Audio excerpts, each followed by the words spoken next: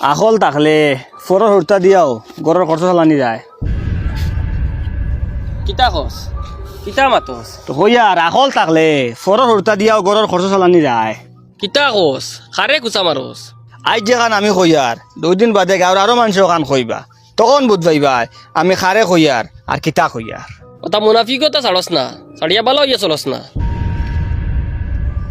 মুনাফিক যখন কইলিছত কে মুনাফিকত লাগি দিয়ার।